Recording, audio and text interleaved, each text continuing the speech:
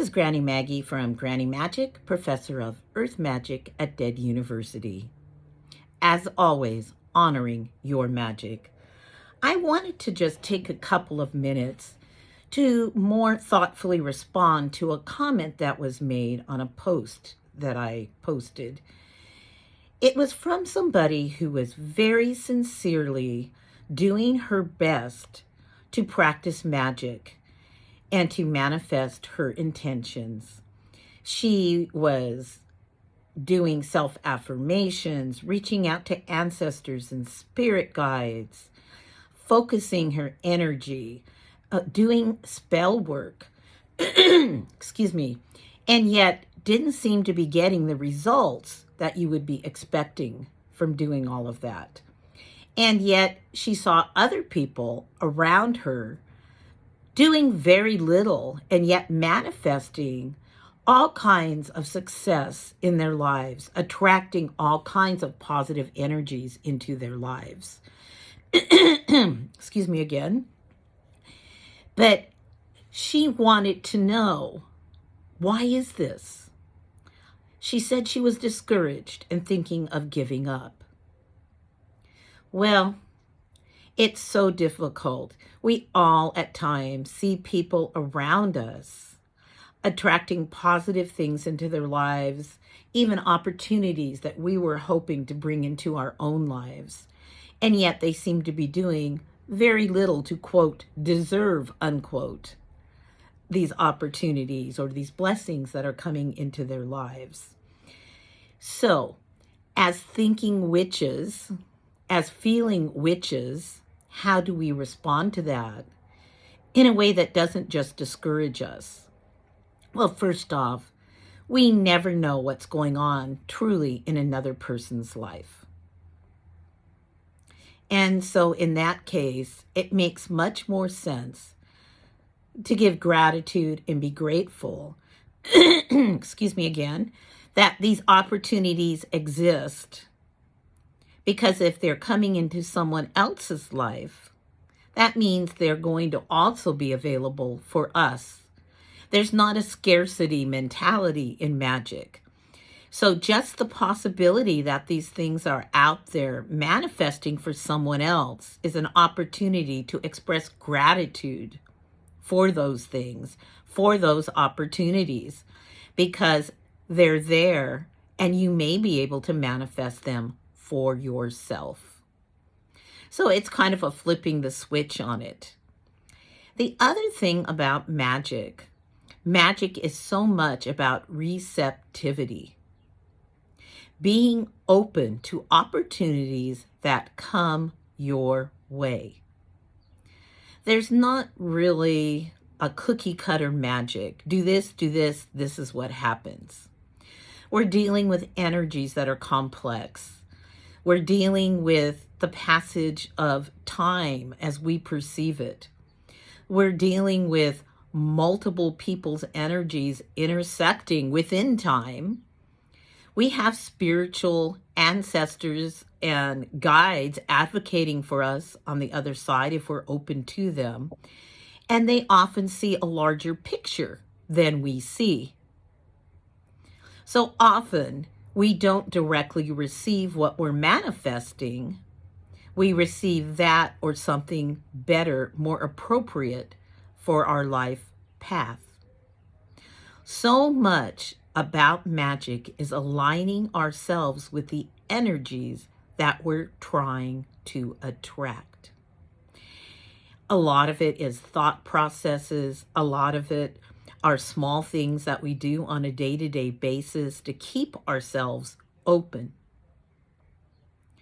Recognizing opportunities when they arise and not saying, no, thank you, that's not exactly what I had imagined. But aligning yourself with the energy of the opportunities being presented to see where they might take you.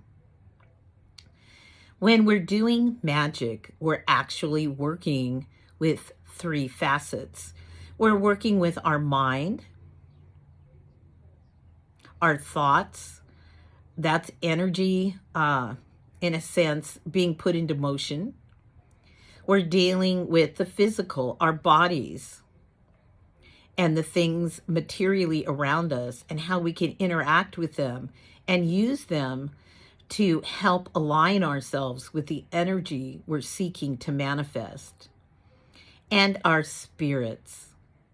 We're spiritual beings, I don't like to say trapped, having the opportunity of living physical lives. And there's so strong a connection to spirit energy on the other side that we need to truly be aware of it and grateful to it. Excuse me. So as we're looking at why or why not magic is manifesting things in our lives that we're excited by or looking for, we have to look at our minds.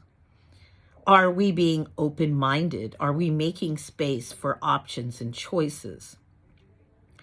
Are we using language in an optimistic way so that we're phrasing things in a way that suggests that they will happen in our lives? I often see people respond to a meme by saying, well, I wish that such and such would happen. Probably not. And I'm thinking, probably not. But very much, I will blank. This will blank. This is attracted to me. You're aligning yourself positively with that pocket of energy by placing yourself already feeling the vibrations of that energy in your life. It's more than just optimism. It's more than just always being positive. It's very much aligning yourself with that energy that you want. And in your language, knowing that energy is flowing into your life as you speak it. So it's a little bit tricky because people think of it as positive thinking when actually it's using your words to create a vibrational reality, an energy that you can feel in your body, a way of inviting that energy in, corresponding with that energy. And then, of course, there's your body, your physical beings. What kinds of things can you do to attract this energy that you wish to align with? How can you raise your vibrations to align more closely with positive energy you're trying to manifest in your life? Excuse me. There's the obvious things. There are crystals that align with certain pockets of energy. And by wearing those crystals, having those crystals around us in our home, meditating with those crystals, they help to change our vibration to a higher level. And the same is true of herbs. And there's also practices that we do. Some of them are so simple, expressing gratitude. Being generous with what we have is a way of appreciating it, of showing gratitude. What are we doing for other people that align with the energy we're trying to manifest?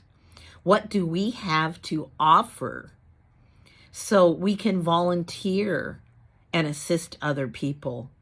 We can give gifts of time, energy, even physical things that we have an excess of to somebody else. Very fast way to lift our energy and our vibration. It's all about using ourselves, our bodies, the material things around us, people, nature, even the food that we eat, to more closely bring ourselves in alignment with the energy we're seeking. And spirit, yes, acknowledging ancestors, respecting them, making offerings to them, the same with spirit guides, asking them for signs, and then being receptive and listening to where their answers where their signs are leading you. Being open to that bigger picture that's very clear and obvious to our allies on the other side. And aligning ourselves with the energy we want to manifest by trusting the signs and the openings that the spirits, whether they're guides or ancestors, open up to us. So there's a real balance of activity and receptivity to magic. And so often, to kickstart ourselves and to restart ourselves, find and spend some time in a pocket of nature that feels special to you. Quietly observe, feel, let that energy sweep over you and rejuvenate you. That's one of the fastest ways to reset. Going out in nature where there's running water clears all kinds of energy blockages. And all you need to do is to be receptive to that change, receptive to the cleansing away of what perhaps you've been holding on to, and letting it wash away and clear the space for this other energy to enter your life so that you can align with it to manifest what it is you're looking for. All of us have, quote, magic, unquote. And we have different gifts, one from another. No one path works for everybody. So part of this receptivity and openness is fearlessly exploring other paths, trying new things, and being open to them, truly open to them. So there's no real easy answer if you're hitting a pocket where you feel like your magic isn't working and you just feel like giving up. Do something that makes you joyful. Be good to yourself. Nurture yourself. And instead of trying harder, do some cleansing, some releasing. Relax into the energetic flow.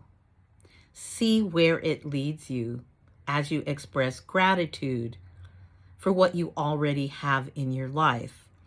There's a famous quote, and I wish I could remember the author, and it said, "Life is calling us to where our greatest joy meets the world's greatest needs." Everybody is important. Everybody is significant. And it's out of our abundance, out of our joy, out of our gratitude that we begin to manifest our path and manifest the place we're being called to in our lives. We are a part of something much bigger, and our magic is rooted in that. So I hope this reflection causes you to pause, give yourself some joy, cut yourself some slack, and feel your magic arise. There are so many ways to vibrate our energy and to open ourselves. Sometimes being receptive and relaxing into your magic is the answer. And I hope for all of you that out of your greatest joy that you give yourself, you find your most powerful magic arising and your strongest ability to manifest what the universe has to really offer you. It's so much bigger than what we can imagine.